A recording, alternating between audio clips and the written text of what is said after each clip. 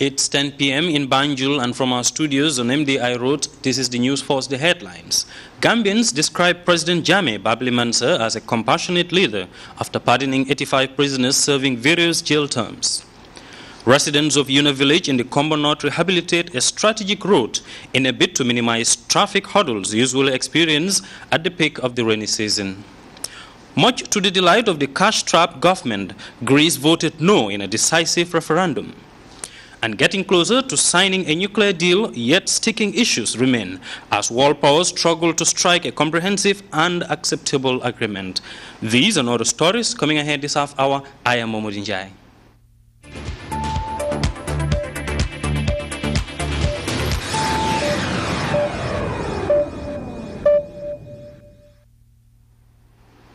Welcome back. Following the unprecedented move by the President, His Excellency Sheikh Professor Alhaji Dr. Yahya AJJ Jammeh Babli Mansa to pardon 85 prisoners serving various jail terms, people have reacted positively to the development. Momodou Jallo strolled through the main street of the Serekunda metropolis to sound the opinion of some people.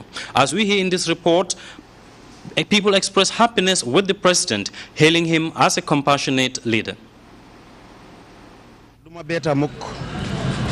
I'm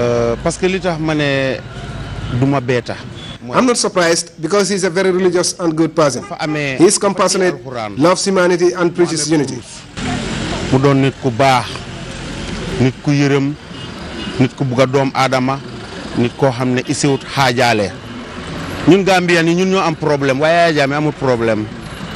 problem is us Gambians, but President Jammeh has no problems indeed.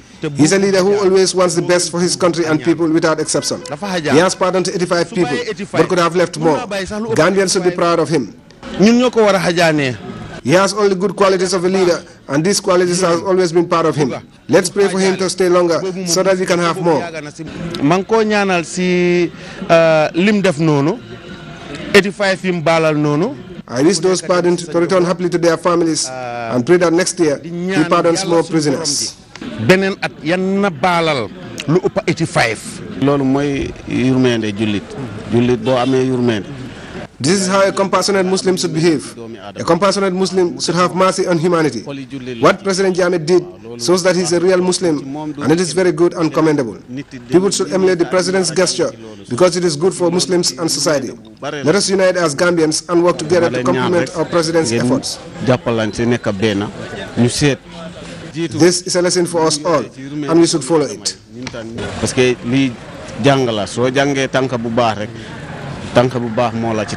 I am very, very happy. I am very, very happy. And President, say Professor Alhaji AJ Jammeh Babli Mansa, may God reward him on whatever he's doing to this world, not even Gambia. You know, I think we always joke around, but definitely, you know, the president that we have, the whole world, we've traveled around. But I know, you know, God will pay him. Nobody cannot pay him except God. May God pay him. Yesterday, whoever is in this world and heard about this, everybody was very happy. And we know he's been doing it. You know, he's a man of his heart, and he has heart for Gambia. Only thing that I'm praying to the all Gambians, let's bye-bye to the law, you know, and then respect, you know, the country. We have Gambia. Gambia is peaceful. Let's keep the peace. Let's keep the peace. If we keep the peace, whatever the president is yearning for, we'll get it. Gambians should learn to pay back to him and to respect the constitution of this country. That's what Gambians should learn. Fine, when trouble comes, it comes. But please, let us all try to respect the country. Whatever the law is here, let's respect to that law. Some of the views of people expressing their opinion on the pardoning of 85 prisoners serving various jail terms and are now enjoying their first moment of freedom. The rainy season is usually a good time for farmers around the country to rejoice. However, for some obvious reasons, not everyone rejoices when roads are clogged with water. Well, residents of Una Village in Combo North know fully well that rainy water usually makes it extremely difficult for them to pass through their road to other villages. It is for this reason that a spirited road rehabilitation exercise was initiated to fix a strategic point. Our farmer Kanye picks up the rest of that story. Patriotism comes in this form, working for the best interests of the nation. Una is among the many of such settlements in the country. This place has been greatly disturbed by rainfall, and the drainage systems are hazardous to its increasing settlers. The villagers come together to rehabilitate the road network, which seems more threatening to them. The alcalde of the village, Alhaji Juldeba, said the place has been a challenge and calls on all for assistance. The village and its satellite settlements all benefit from this road. The natives find it very difficult during certain medical emergencies to rush to neighboring Sukuta. This bridge is always our problem. It's always our problem. Women find it very difficult to reach Serekunda areas because most of these market women, they do go to Serekunda early in the morning, come back, let's say, before 10 o'clock and sell something at the market before going back to their homes. So we see it as a point of duty at least to gather people to at least start something on the ground. The National Road Authority, which is the body responsible for the plight, has their representative on the ground. Modu Sanyang applauded the efforts inserted by the villagers of Una and calls on others to emulate them. This is a laudable effort from the people of Una.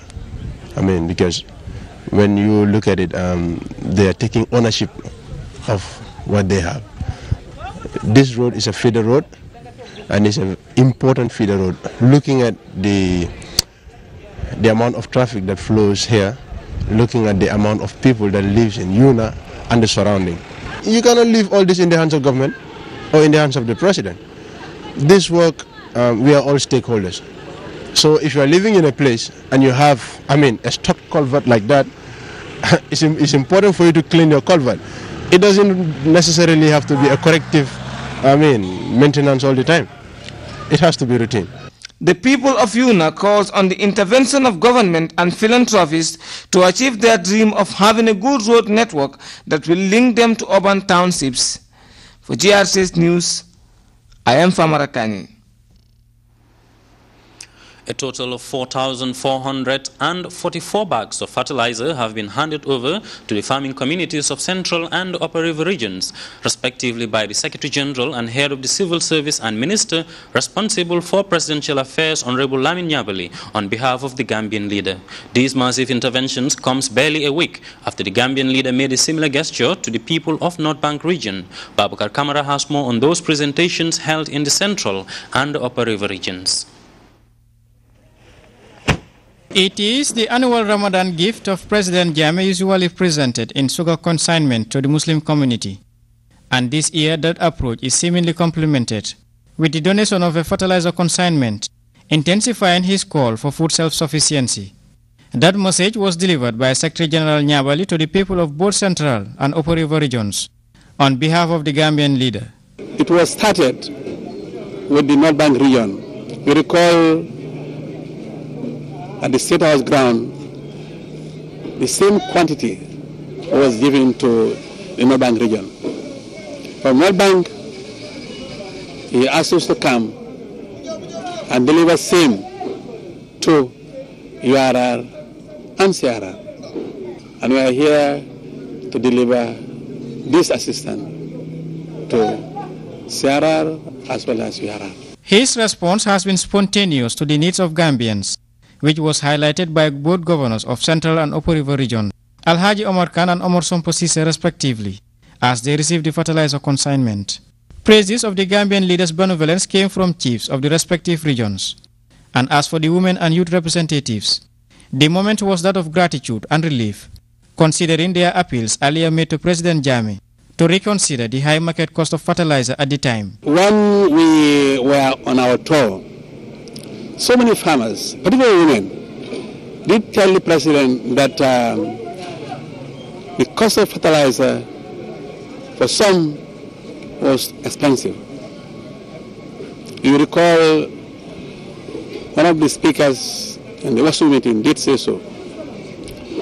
And His Excellency, giving his benevolence and consideration for Gambians and humanity at large, did reduce the price of fertilizer from 1,200 to $750 per bag, both for urea and NPK. With 2,222 bags of fertilizer freely supplied to the farming community of both Central and Upper River regions, that support base of food self-sufficiency has been again reaffirmed by the Gambian leader, and communities are sternly warned not to sell the agro-ingredient for any reason than expanding their farms for better yield. His Excellency the President of the Republic, Sir Professor Alhaji Dr. Yaya Eje Jammeh, in pursuance to his ambition, to his objective in ensuring that Gambia attain food self-sufficiency by 2016, has in the past and continued to provide support to farming communities. Babukar Kamara, GRTS. The Office of the President wishes to inform the general public that the President's annual distribution of Ramadan sugar will take place on Monday, 6 July 2015 at 2 p.m. Regional governors and mayors are urged to report to State House on Monday at 2 p.m. prompt, as well as work on means of transporting their region's share of the gift. What is Greece going to do next now that it has voted no? Find out after this break.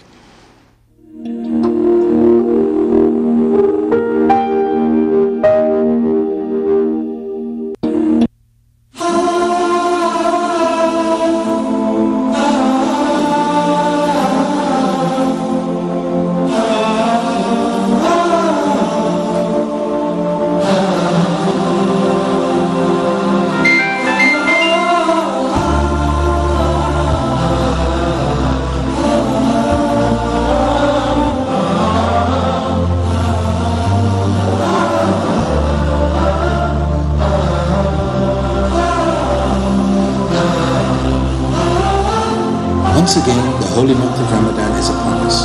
To get daily fasting and iftar times, send Ramadan or fast to 330. For a monthly subscription, send Ramadan or fast to 332.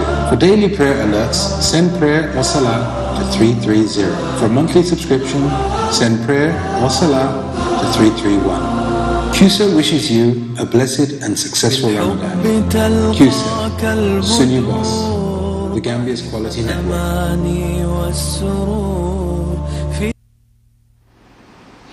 Welcome back.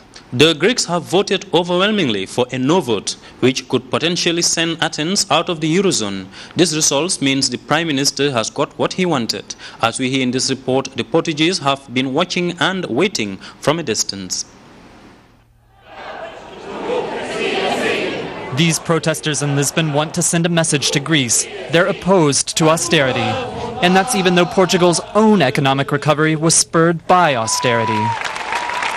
Many say they want to see more solidarity from Greece's creditors and more acknowledgement of the country's suffering. The solution is for Europe to really back Greece, to stop their blackmailing and start really helping Greece, because it's a member of the EU and it needs urgent help.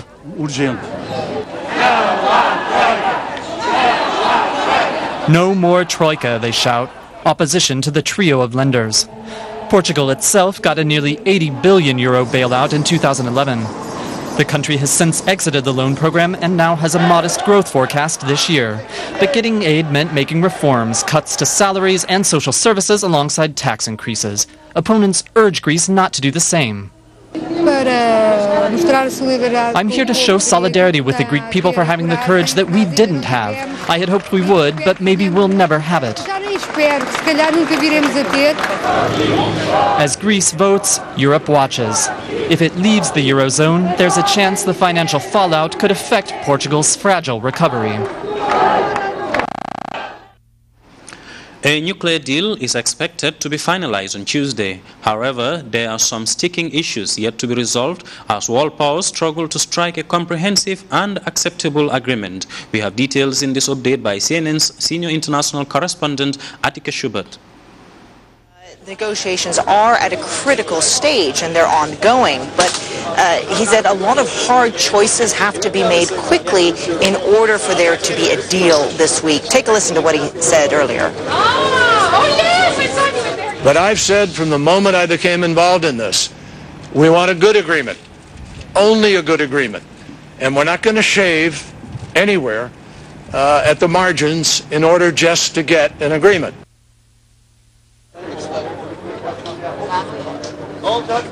Now, that update as foreign ministers are expected to be arriving here to join in the talks. We just saw the EU's High Representative, Federica Mogherini, arriving. She made some very brief comments saying this is the last mile. So the sense is here that some progress has been made. There are still some outstanding issues, but if there is a deal to be done, the time is now, Nina. Atika, there has been some progress here, and both sides, presumably, but especially Iran, really has an interest in seeing those economic sanctions lifted. There's a lot of businesses queuing up from the West to try and get access to Iran. Economically speaking, how crippled is this country and how badly does it need a deal? It does need a deal very badly, in the sense that sanctions have really been hitting the ordinary Iranian on the street. We've had our CNN's own Fred Pleitgen there in Tehran chronicling that all this week. So Iran is very clear. For them, it's all about when and how the sanctions will be lifted. And we have heard from one source directly involved in the talks that, in fact, there is some progress on the sanctions being lifted, that if an agreement is signed, there could be an immediate declaration that the sanctions are lifted and then a timetable for exactly how that will go forward. But there are still outstanding issues, particularly on the inspectors from the IAEA. When and how will they get access to military sites, to nuclear researchers?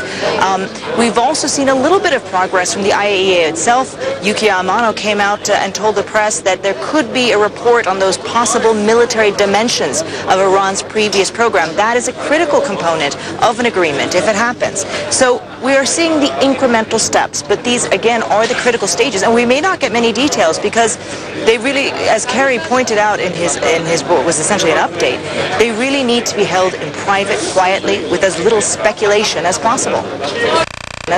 Negotiations. Well, the end of the road to Rwanda 2016. Find out after the break a comprehensive report on how our closed-door neighbors extinguish any hope of proceeding to the next level.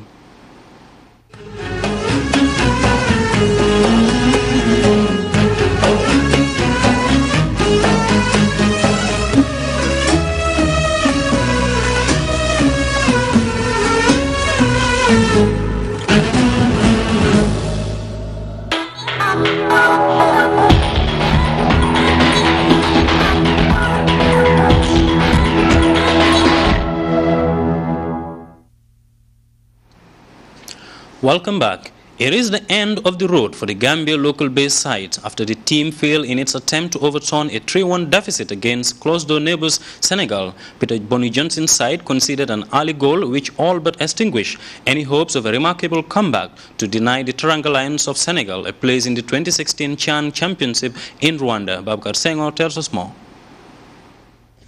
The build-up to this very important Senegambia derby was akin to a slow-motion replay of an ill-fated football match, and the public had little choice between watching their beloved national side and walking away from the heartache of a demoralizing defeat to a closed-door neighbor. The choices are not as conclusive as it might sound, but the reality is, Peter Bonny Johnson and his side had shown ample evidence, particularly in the first leg of this doubleheader in Dakar, that it will take a tremendous performance to overturn a 3-1 deficit against a very strong Teranga Lions. And any chance of a home revival took an unexpected setback when in the 7th minute of the start, Senegal's Mohamed Wali Ndoye headed in what proved to be the winner. It was a huge setback, a terminal blow to the home side's hopes of a serious fight back. Senegal upped the tempo. Goalkeeper Christopher Allen saved well from Abdoulaye Ba, and when Senegal threatened again, Boubacar Sissoko rattled the crossbar. The home side weathered that early storm and exerted some late pressure on the visitors' goal, with Abdoulaye Diallo missing a golden opportunity to restore parity. Senegal spent much of the second half running down the clock, and they did it with minimal force, and in the process ended the Gambia's hope of making it to the next round of the qualifiers en route to Rwanda 2016. 24 hours earlier, the general feeling was that of optimism. But on this suing, coupled with the heavy defeat in Dakar, many will head home understandably disappointed. For GRTS Sport, this is Babukar Senghor.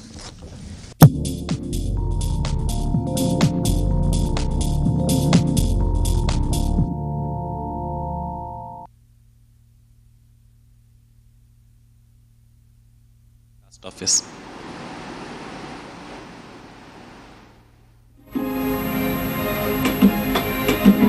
Everything as you know it starts here.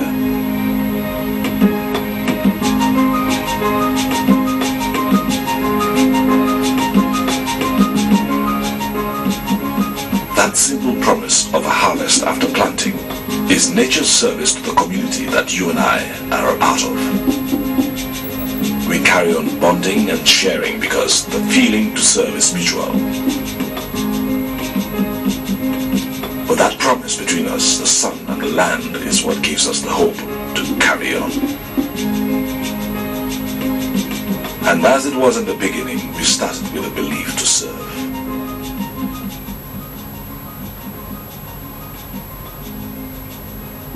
Elton, a new vision of service. Good evening, viewers. Welcome to the weather segment with me, Abukan, beginning with a summary of the weather today. It has been sunny and warm across the country. Satellite images show convective clouds over the Gulf of Guinea states and some parts of Central Africa. Tonight, the weather will be variably cloudy, warm and humid, with chances of isolated thundery showers over the eastern parts of the country. Tomorrow, the weather will be variably cloudy, becoming partly cloudy, warm and humid, with slight chances of scattered thundery showers during the period. Surface winds will be mainly southwesterly in direction, moving at a speed of 8 to 14 km per hour. Minimum temperatures would be 23 degrees Celsius, rising to a maximum of 37 degrees Celsius across the country. Low tide would be 0.2 meters at 6 a.m. and 0.2 meters at 7 p.m. High tides would be 1.6 meters at 12 a.m. and 1.8 meters at 12 p.m. Waves would be 0 to 1 meters northwesterly swells. The sun will rise at 6:39 in the morning and will set at 19:39 in the evening. Well, viewers, that's all we have for tonight's focus, and thanks for watching.